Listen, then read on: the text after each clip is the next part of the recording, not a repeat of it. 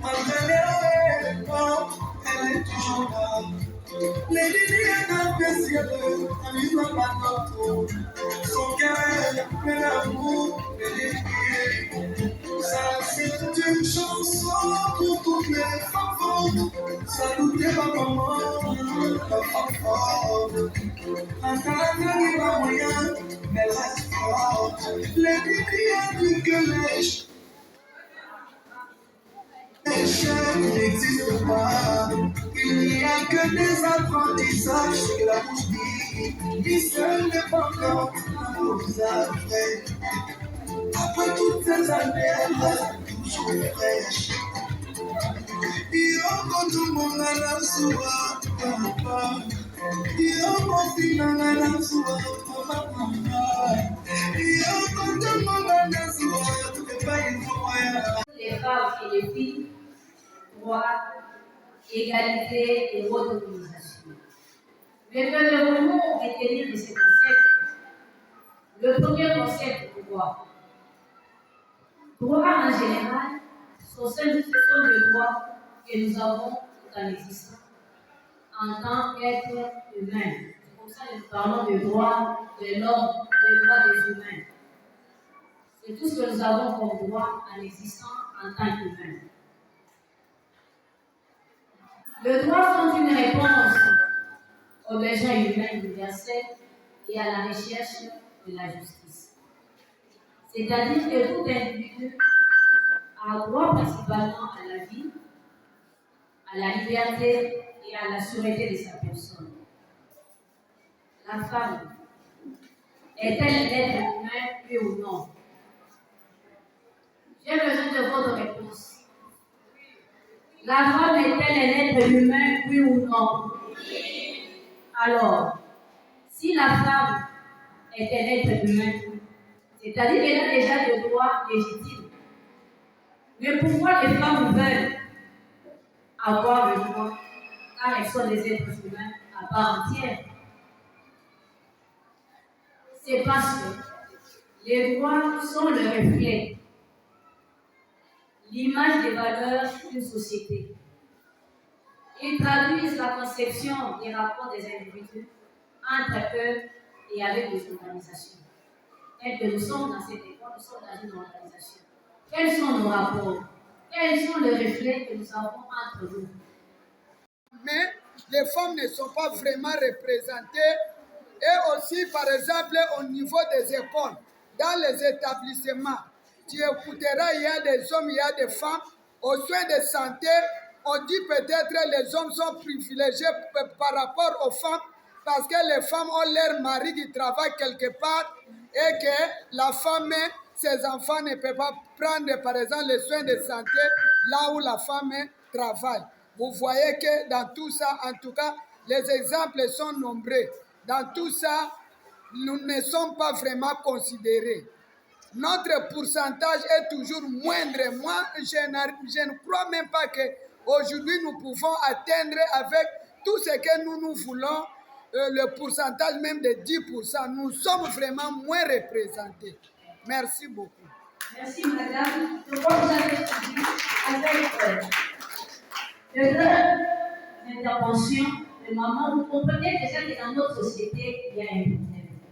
Raison pour laquelle la femme doit connaître ses droits. Alors, quels sont les droits qui sont reconnus à la femme? La femme a le total libre accès à l'éducation, à la formation, à l'emploi et à l'expression publique. Là, ce sont les droits principaux que nous, femmes, devons avoir et savoir peut-être aussi défendre. Nous avons. Elle se laisse considérer comme un objet d'ornement, comme un objet d'attirance, et elle oublie qu'elle a le droit de travailler sans protocole. C'est ainsi que le troisième concept dans notre thème, c'est l'autonomisation. Qu'est-ce que ça signifie? L'autonomisation doit s'imposer, car elle est ce qui permet aux femmes, aux filles de prendre des décisions déterminantes. Concernant différents problèmes de la société, l'autonomisation doit nous aider à redéfinir certains rôles afin d'avoir plus de liberté et poursuivre plus des objectifs que nous nous sommes assignés. C'est par l'autonomisation que la femme acquiert de l'influence et des chances égales en s'engageant dans la société au même titre que les hommes. En revanche, l'autonomisation des femmes est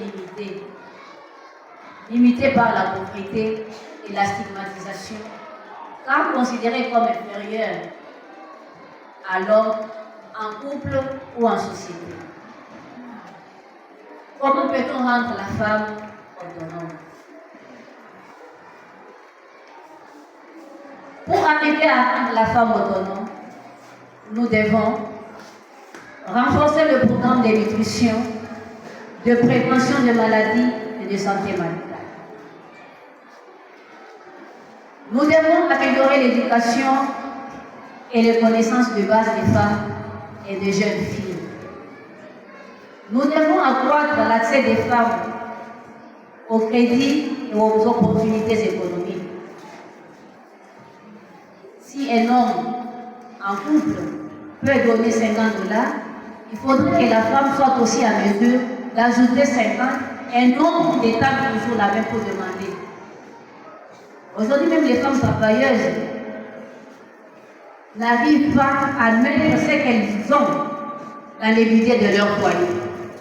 Mais si nous voulons réellement être autonomes, nous devons nous aussi, à partir de notre petit salaire, augmenter le pouvoir d'achat de nos familles pour que nous puissions être nous aussi autonomes.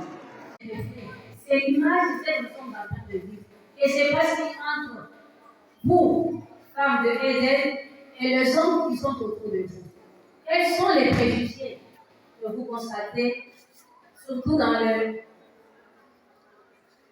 les hommes qui habitent avec vous ou qui travaillent avec vous dans cette école? Quels sont les préjugés?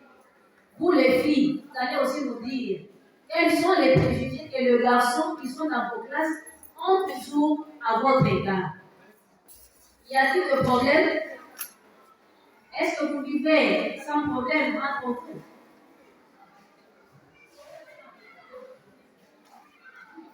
Nous ne pouvons pas continuer s'il n'y a pas de réponse.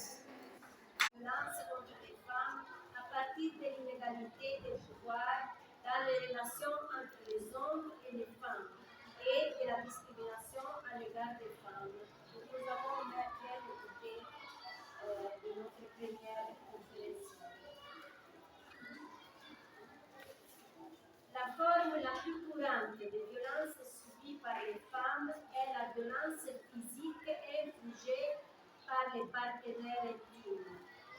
En 2023, un féminicide, vous connaissez la parole féminicide?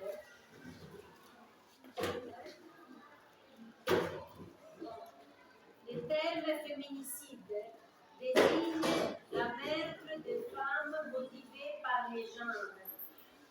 Il ne s'agit pas simplement du meurtre d'une personne, mais d'un crime qui reflète les déséquilibres des pouvoirs, des discriminations et des stéréotypes profondément enracinés.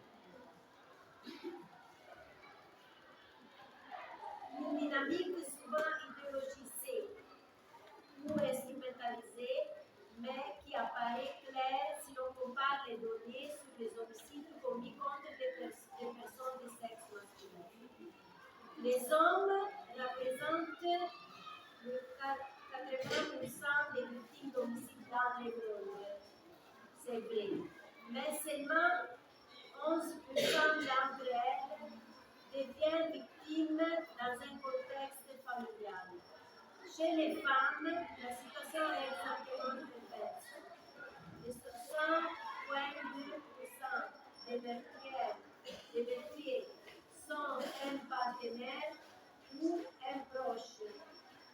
Monde entier, je voudrais nous dire merci parce que nous sommes tous disposés, nous, mamans de l'école de la liberté, pour ce mois pour que ce mois ne nous passe pas inaperçu, ou ne nous laisse pas indifférents plutôt. Merci à la coordinatrice Maman Francesca, dont la présence, mais surtout la participation du groupe de jeu. Merci au préfet de cette ville, M. Abbé, M. Amédée du gouvernement, dont la présence nous a honorés malgré son état de village. Merci au directeur de la direction primaire de l'école de la liberté de Fête. Merci à tous les responsables ici présents pour votre présence.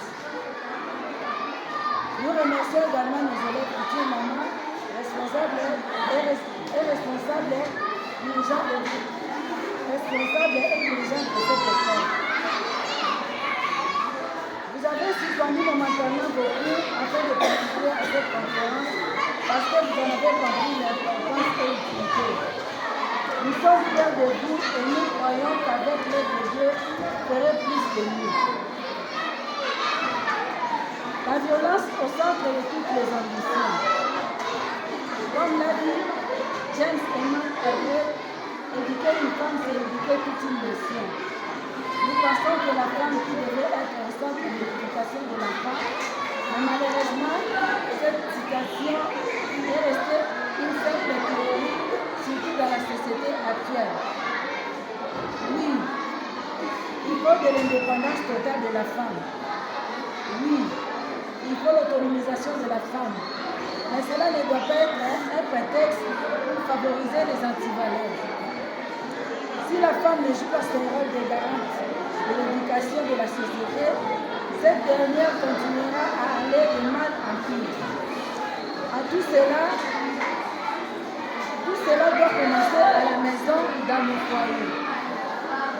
Nous, étant mères, nous devons apprendre à nos enfants, surtout en ce moment où, à cause des avancées technologiques, les réseaux sociaux, les encadrer devient de plus en plus compliqué, que dans la mondialisation, tout n'est pas approprié, tout n'est pas à imiter, comme dit la Bible, tout m'est permis, mais tout n'est pas utile. 1 Corinthiens 6, 12.